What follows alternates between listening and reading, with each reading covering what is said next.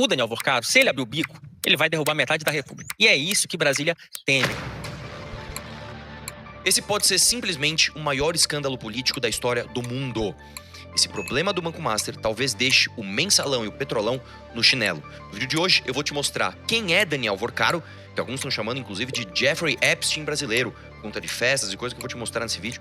E vou te mostrar também todas as autoridades envolvidas ou supostamente envolvidas, direta ou indiretamente, nesse escândalo do Banco Master.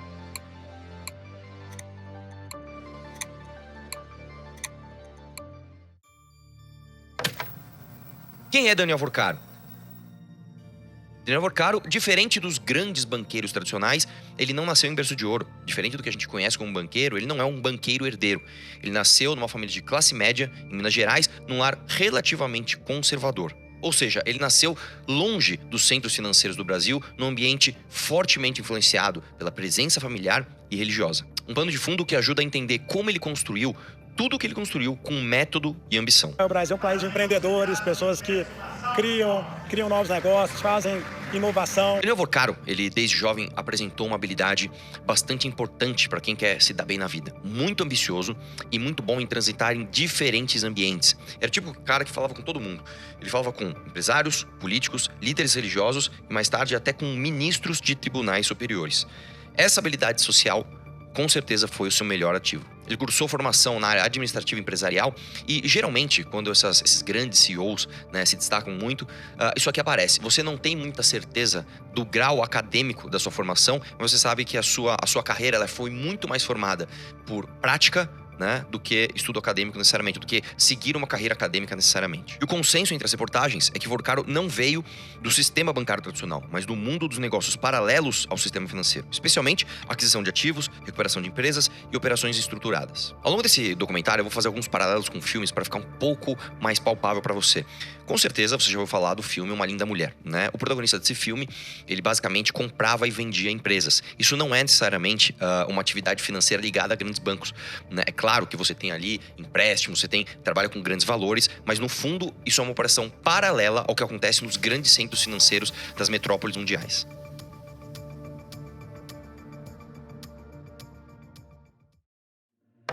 Família, igreja e construção da imagem. Vorcaro sempre cultivou uma imagem de homem de família ligado à igreja evangélica e a valores conservadores. Ele frequentava cultos, mantinha relações próximas com líderes religiosos e utilizava esse capital simbólico como selo de confiabilidade. Algo extremamente eficaz no Brasil, especialmente no meio empresarial e político. Casado, pai de filhos, ele gostava de se apresentar como alguém que venceu pelo trabalho. Fotos em ambientes familiares, discursos sobre fé e prosperidade, doações para causas religiosas sempre ajudaram a construir uma blindagem moral que, por muito tempo, afastou suspeitas mais profundas. Esse é o ponto central. O Vorcaro não se vendia como um banqueiro agressivo, mas sim como um homem de negócios cristão, conservador e muito confiável. Como Daniel Vorcaro enriqueceu? Aqui está o núcleo da história. Daniel Vorcaro enriqueceu fora do circuito bancário tradicional, explorando brechas legais, instrumentos financeiros complexos e operações de alto risco, muitas delas pouco compreendidas pelo investidor médio. Você também já deve ter assistido o filme O Lobo de Wall Street. Se você não assistiu, você precisa assistir. O que acontece aqui? O que o Lobo de Wall Street fazia no começo? Ele percebeu que você poderia vender uma ação X de uma empresa tradicional e você ganhava uma comissão que era relativamente pequena. Agora, quando você vendia uma ação de altíssimo risco, às vezes o cara abria uma startup numa garagem e se você vendia ação daquilo, você ganhava uma comissão muito maior. O que ele fez que não era necessariamente legal no começo?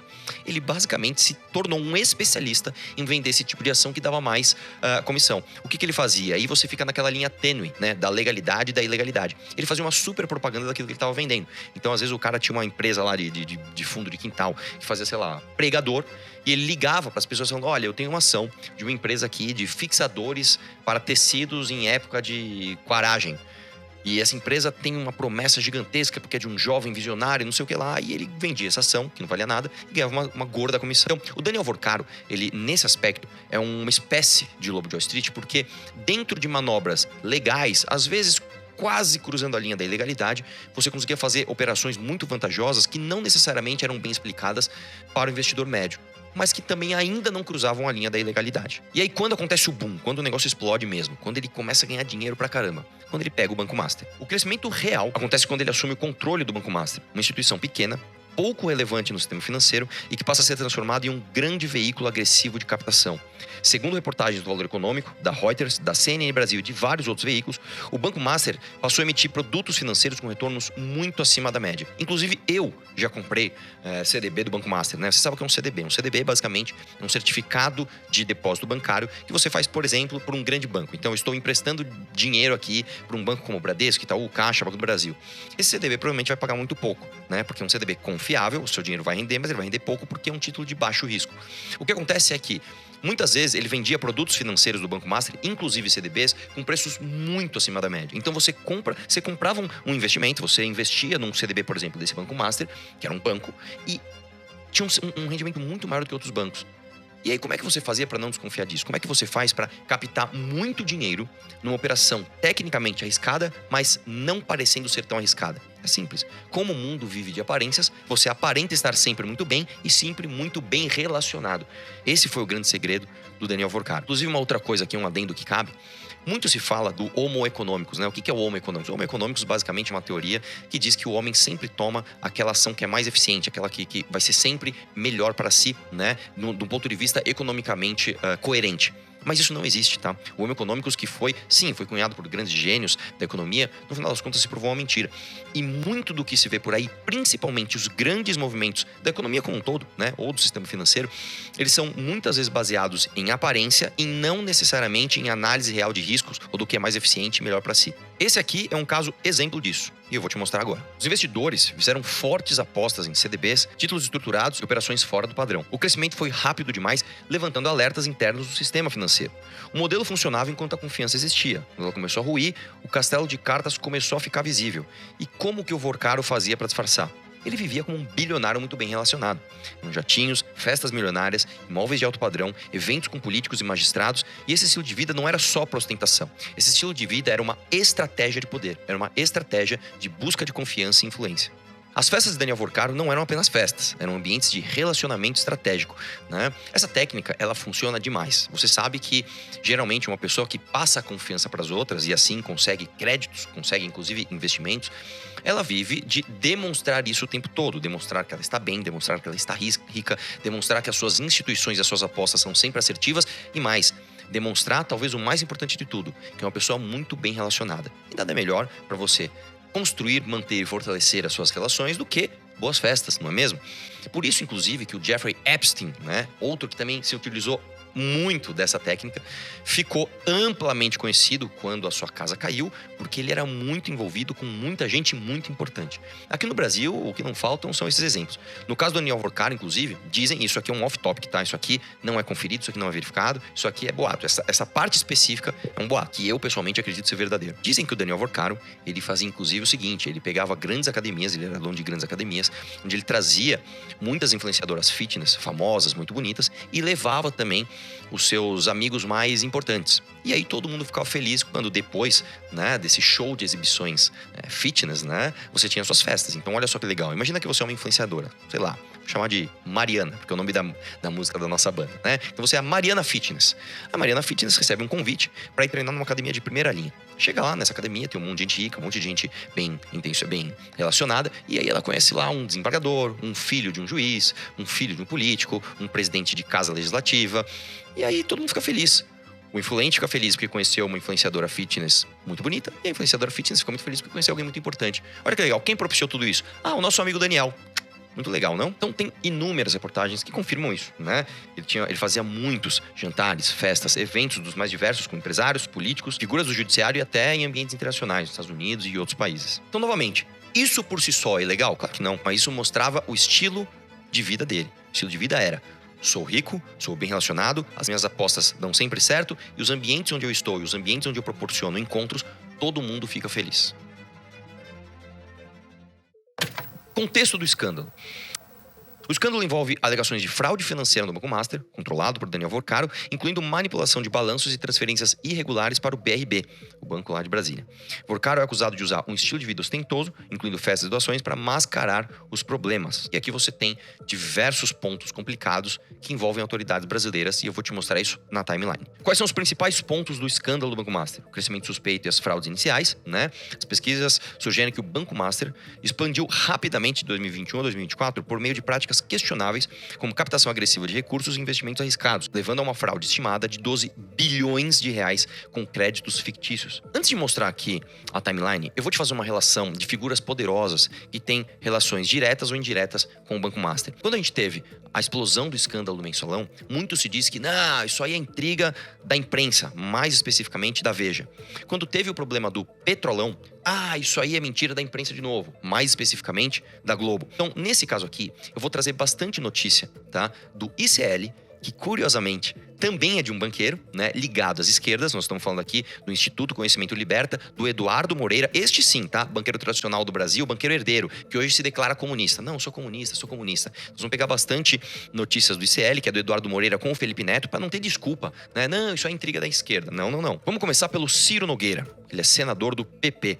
O Ciro Nogueira, ele foi citado em análises políticas como um dos políticos com quem Daniel Vorcaro teria relações no meio político e institucional, em especial ligado ao Centrão, um grupo político tradicional de troca de apoio e influência em Brasília. Segundo colunistas, Ciro Nogueira, junto com Arthur Lira e Antônio Rueda, seria classificado entre os maiores amigos de Vorcaro no meio político por conta de contatos frequentes e alinhamentos estratégicos no Congresso que favoreciam tentativas de interferência para reverter resistências regulatórias ao Banco Master. Arthur Lira, deputado federal, também do PP. Arthur Lira também aparece nas menções de comentaristas políticos como figura próxima de Daniel Vorcaro e de eventos que conectariam o mercado financeiro com o Centrão do Congresso Nacional. Lira, como presidente da Câmara dos Deputados, foi mencionado em contextos especulativos de apoio político a medidas do parlamento que poderiam ter favorecido interesses do Banco Master ou reduzido resistências de fiscalização. Antônio Rueda, deputado federal, assim como Nogueira e Lira, Antônio Rueda foi citado em colunas jornalísticas e programas de YouTube como parte do grupo político que teria proximidade com Daniel Vorcaro e que poderiam usar sua influência política para pressionar os órgãos reguladores.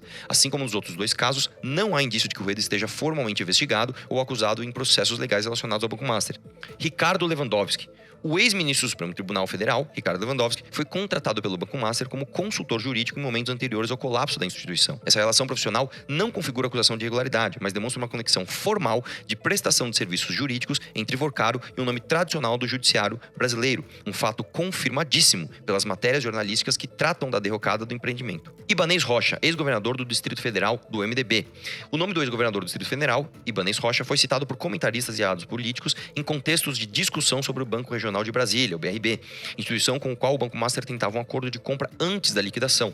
Alguns parlamentares mencionaram sua possível participação no apoio político à tentativa de salvar o Master antes da intervenção do Banco Central. Fabiano Campos Zetel, pastor e doador. Fabiano Campos Zetel, cunhado de Daniel Vorcaro, não é um político eleito, mas figurou nas reportagens porque foi um dos maiores doadores pessoais das campanhas políticas em 2022, incluindo campanhas de Jair Bolsonaro e Tarcísio de Freitas. Aqui eu vou te mostrar uma coisa.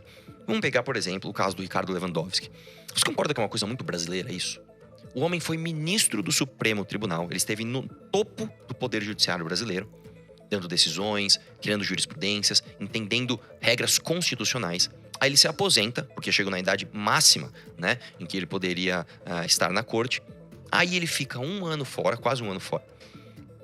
Aí ele sai da corte, presta serviços para uma empresa, para o Banco Master, e depois ele vira ministro da Justiça do próximo governo, no caso do governo Lula. Quando você pega, por exemplo, o Antônio de Rueda, que tomou o controle do então PSL na época, você olha essas figuras políticas poderosas e você fala, não deve ter nenhuma relação, nenhuma influência com nada desse banco. Claro que tem, é claro que tem. E aí nós chegamos na timeline do escândalo. De 2021 a 2024, houve patrocínio de eventos e festas para estreitar relacionamentos. Durante esse período, Daniel Vorcaro investiu pesadamente em eventos de networking para construir laços com elites políticas e judiciais, patrocinando conferências como o Lead Brasil Conference em Nova York, de 2022, Fórum Esfera Paris em 2023 e Roma em 2024, e o Fórum Jurídico Brasil de Ideias em Londres em 2024. Eu lembro bem desse de Nova York, porque foi justamente no ano eleitoral, onde as coisas estavam pegando fogo, e você teve vários brasileiros fazendo várias manifestações contrárias à presença de ministros em Nova York. Se não me engano, tenho quase certeza que foi nesse contexto, inclusive, que o Barroso chegou para um apoiador de Jair Bolsonaro, que pediu intervenção militar, e falou a famigerada frase, perdeu o mané. Pra gente, o senhor vai responder às Forças Armadas? O senhor vai deixar o código-fonte ser exposto? O Brasil precisa dessa resposta, ministro. Todo respeito. Por favor, Barroso, responde pra gente. Perdeu, mané, numa moto. Esses eventos incluíam jantares luxuosos, hotéis 5 estrelas e apresentações culturais, reunindo empresários, políticos e ministros do STF, como Alexandre de Moraes, Gilmar Mendes e Dias Toffoli. Reportagens revelam que, em novembro de 2022, o então dono do Banco Master ofereceu um jantar requintado em Nova York para ministros do STF, Alexandre de Moraes, Gilmar Mendes, Ricardo Lewandowski e Luiz Roberto Barroso. Né? Nesse caso aqui, vamos lá, o que está se querendo dizer? Que o Vorcaro comprou o ministro do Supremo com jantares? É claro que não, né? Mas quando você vai jantar com um ministro ou com ministros, né? E você é visto e você mostra isso, qual imagem que você está passando para os seus investidores, as pessoas que pretendem acreditar em você? Opa, peraí, esse cara é muito bem relacionado. Você estava jantando com mais de um ministro da Suprema Corte Brasileira. Não tem como estar perto desse cara ser uma coisa ruim. Logo, o que você precisa? De dinheiro? Claro, tá aqui meu dinheiro, vou investir em você. Segundo o site Diário do Poder, os ministros se fartaram de iguarias pagas por Vorcaro, consolidando suas suspeitas de que o banco buscava estreitar laços com o judiciário. Os patrocínios, estimados em dezenas de milhões, eram financiados por recursos captados do banco, mascarando problemas financeiros subjacentes, como investimentos em empresas de recuperação judicial, a Oi, Light e a Gafisa. Em agosto de 2023, Vorcaro organizou uma festa extravagante de 15 anos para sua filha em Nova Lima, Minas Gerais, custando cerca de 20 milhões de reais. Com DJs internacionais, bolo de R$25 mil e mimos para os convidados. O evento, com temática luxuosa, incluiu fogos de artifício e apresentações artísticas, destacando o estilo de vida bilionário financiado por recursos do banco. Essa foi uma das muitas demonstrações de ostentação que Vorcaro usava para impressionar os seus contatos. A festa gerou controvérsia, foi revelada durante investigações, pois os fundos vinham de captações agressivas de CDBs, afetando investidores comuns. Ela exemplifica como Vorcaro misturava a vida pessoal com negócios, usando eventos para reforçar a imagem de sucesso e atrair mais depósitos. Uma coisa que eu sempre falo é o seguinte, tá? Esquece o caso do Banco Master, esquece os grandes investimentos. Um dos maiores problemas que eu vejo no mundo dos negócios, e aí eu tô falando do negócio desde microempresa até empresas médias, é a pessoa confundir a sua empresa com a sua vida pessoal. Um dos exemplos mais claros, eu tenho vários amigos que trabalham, por exemplo, com venda de carro. Um dos exemplos mais claros que a gente pode dar é o cara que tem uma loja de carros, ele acha que ele tem todos aqueles carros. Ele pode andar com aqueles carros, ele pode usar aqueles carros, e não. Você está misturando os seus negócios com a sua vida pessoal. Nesse caso aqui, o fato dele fazer uma festa de 15 anos, é claro, você tem a questão de eu preciso ostentar, eu preciso usar isso para mostrar para os meus amigos que eu sou muito rico e poderoso, mas o fato dele usar o aniversário da própria filha para isso mostra também uma questão até psicológica, uma questão que começa a se tornar perigosa, que é quando o cara começa a internalizar o personagem. E aí, o que ele fez, supostamente? Ele pegou o seu dinheiro que investiu no Banco Master, estou pondo aqui a economia da minha vida. Ganhei, sei lá, 50 mil reais aqui por um negócio que eu fiz, não vou comprar um carro. Vou investir em CDB do Banco Master. Ele pegou esse dinheiro e ajudou a financiar a festa da filha dele para vender para todo mundo que ele era muito influente e rico e que ele conseguia fazer uma festa de 20 milhões de reais que iam determinadas celebridades e autoridades na festa dele. Janeiro de 2024, contrato com Viviane Barsi, esposa de Alexandre de Moraes. Em janeiro de 2024, o Banco Master firmou um contrato de 3 anos com o escritório de advocacia de Viviane Barsi de Moraes, esposa de Alexandre de Moraes, no valor de 129 milhões de reais, sendo 3,6 milhões de reais por mês. O acordo envolvia suposta representação em órgãos como Banco Central, Receita Federal e CAD, mas as investigações revelaram que nenhum documento ou petição foi enviado pelo escritório em nome do banco. Isso sugere um contrato fantasma para influenciar decisões. O envolvimento levantou suspeitas de conflito de interesse, dado o cargo de Moraes no STF. Foi exposto após a prisão de Vorcaro, quando o contrato foi encontrado em seu celular. Defensores argumentam que esse era um serviço legítimo, mas a falta de ações concretas alimenta alegações de pagamento por influência. Esse contrato se tornou central no escândalo, ligando o judiciário à fraude e levando pedidos de investigação sobre imparcialidade. Só que é muito claro, né? Se eu tenho um contrato com você, mas você não faz nenhuma ação pública em meu nome, por que eu tenho esse contrato? Certo? Somado ao fato de que se teve publicidade de que o próprio Alexandre de Moraes fez ligações para reuniões com o Banco Central. A alegação do Banco Central é que essas reuniões, né, essas ligações dessas reuniões, foram para tratar da Lei Magnitsky, o que também faria sentido. Mas, dado todo o contexto, você tem 100% de certeza de que não houve nenhuma outra tratativa, por exemplo, de Banco Master nessas reuniões? Uma das coisas mais comuns que existem no Brasil é você conseguir né, se você tiver muito dinheiro, contratar o escritório de alguém que tem muita influência em algum tribunal que o seu caso está nele. Então, um dos problemas estruturais do Brasil, a meu ver, só que é uma questão de opinião, tá? É que a Suprema Corte, ou seja, a instância máxima do judiciário brasileiro, faz parte do Poder Judiciário. Ou seja, você consegue recorrer de um caso concreto na Suprema Corte, o que é um absurdo. Por quê? Em vez de ser uma corte isolada, que vai julgar leis, vai julgar casos abstratos, criando regras para o Poder Judiciário que vai julgar casos concretos, a corte julga casos concretos ela própria. Ou seja, se você tiver grana, você consegue contratar um advogado que, por conta do seu caso concreto, às vezes ele vai mudar um entendimento que vai influenciar toda a cadeia de decisões do Brasil, do Poder Judiciário do Brasil. Isso é um absurdo. E a gente tem um problema, inclusive, operacional. Se você tem 11 ministros da Suprema Corte, se você tem 11 pessoas ali, é óbvio que você tem um problema operacional se você começar a julgar caso concreto de um país que tem mais de 200 milhões de habitantes. Portanto, qual que seria a minha sugestão? Número 1, a corte jamais julgar casos concretos, julgar casos abstratos. Número 2, os mandatos de ministros da Suprema Corte não serem vitalícios, serem de 10, 12, 8 anos, talvez. Tá? Sem a possibilidade de, depois de ele ocupar esse cargo, ele ocupar qualquer outro cargo público. Isso é muito importante, senão o cara começa a tomar decisão ali para agradar determinado grupo, para que depois ele possa ocupar outro cargo público, como, por exemplo, o Ricardo Lewandowski fez. E número 3, proibir o protagonismo midiático de ministros da Suprema Corte. Ministro da Suprema Corte não tem que ter voto televisionado. Não tem que ter isso. Eles têm que estar na Torre de Marfim isolados. A corte tem que ter um porta-voz. Olha, a corte decidiu isso, a corte decidiu aquilo. E não o protagonismo individual que a corte hoje tem, sendo que não só os votos individuais são transmitidos, mas estas figuras, esses ministros, eles podem sair e dar uma entrevista. O cara pode sair, ele pode dar uma entrevista pro Portal A, ele pode participar de um TCC no Portal B, ele pode ir num evento de movimento político, estudantil. Isso está errado. Isso está errado. Essa, na minha opinião, seria uma forma da gente corrigir os problemas que nós temos no STF hoje. Dezembro de 2024, doação de apartamento a Sugar Baby Carolina Trainotti. Em dezembro de 2024, uma empresa de Vorcaro doou um apartamento de luxo avaliado em 4,4 milhões de reais na Faria Lima, aqui em São Paulo, para Carolina Trainotti, descrito como sua Sugar Baby. Trainotti, influenciadora de 29 anos, foi denunciada pelo Ministério Público Federal em 2022 na Operação Descobrimento por lavagem de dinheiro ligada ao tráfico internacional de cocaína, envolvendo o réu Hawes Magalhães. A doação foi vista como parte de um padrão de ostentação e possíveis lavagens. Trainotti ostentava viagens à Grécia e luxos nas redes, deletando perfis após revelações. A conexão com Vorcaro sugere o uso de recursos do banco para benefícios pessoais, agravando acusações de desvio. Sua ligação com crimes prévios adiciona camadas criminais ao escândalo. Essa doação destacou o lado pessoal da fraude, mostrando como Vorcaro usava riquezas para relações, mas acabou ligando-o a investigações de lavagem. Dezembro de 2024. Demanda de recapitalização pelo Banco Central. Em dezembro de 2024, o Banco Central intimou Vorcaro e sócios a recapitalizar o Master com 2 bilhões até dia 31 de março de 2025. Isso marcou o início oficial da crise, com o banco devendo 12 bilhões de reais em CDBs vencendo em 2025. A intimação expôs irregularidades, como venda de créditos fictícios, levando a tentativas desesperadas de venda. Vorcaro buscou aliados políticos para pressionar o Banco Central. Dia 28 de março de 2025. Anúncio da aquisição pelo BRB. Em 28 de março de 2025, o BRB anunciou a intenção de adquirir o Banco Master com injeção de 2 bilhões de reais, apesar de riscos evidentes. O negócio foi questionado por ser ilógico.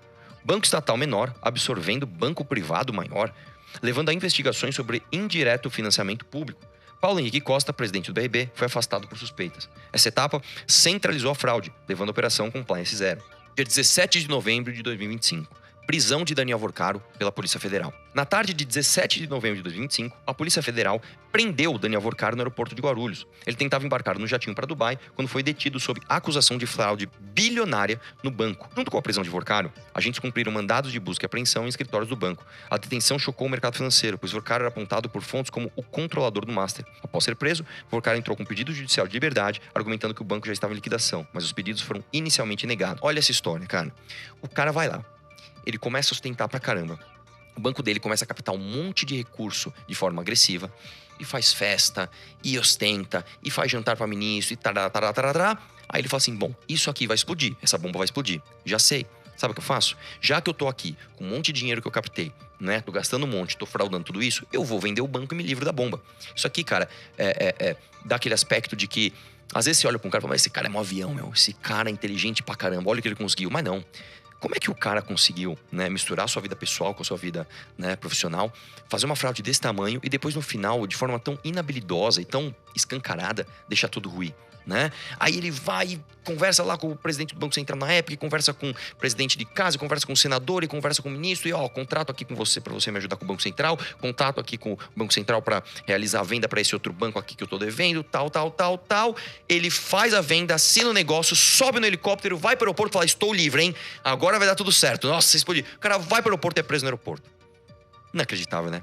História de filme ou não? Se o Brasil fosse um país muito bom relatar a sua história, isso aqui daria um filme de primeira. Pena que quando for feito, provavelmente vai ser algum especial da Globo, sabe? Vai aparecer um especial da Globo, essas coisas horrorosas que a gente assiste aí, mas daria um baita roteiro de filme. 18 de novembro de 2025, a liquidação extrajudicial do Master. Na manhã seguinte à prisão, o Banco Central decretou a liquidação extrajudicial do Banco Master. Em poucas horas, foi suspensa a oferta de qualquer retorno aos investidores. As poupanças estavam garantidas pela FGC até certo limite, mas aplicações acima disso ficariam em risco. E um off-topic aqui.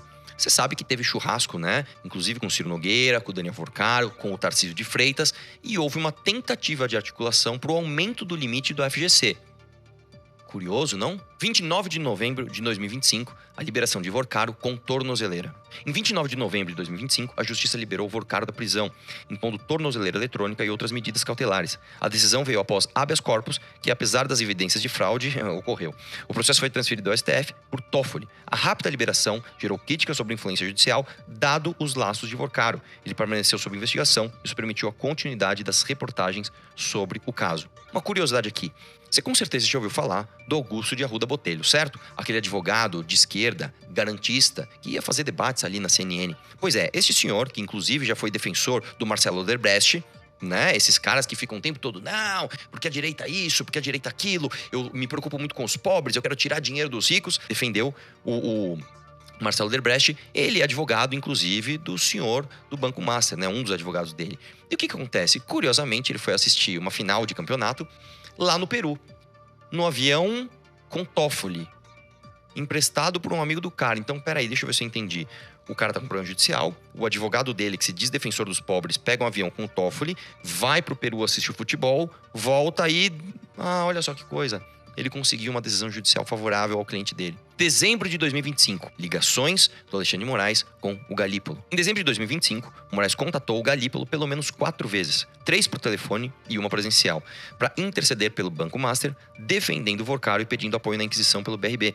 Moraes admitiu que a fraude de 12 bilhões impedia o negócio. Os contratos correram em meio à crise, com Moraes expressando simpatia por Forcaro, visto como vítima de grandes bancos. Galípolo informou sobre a investigação.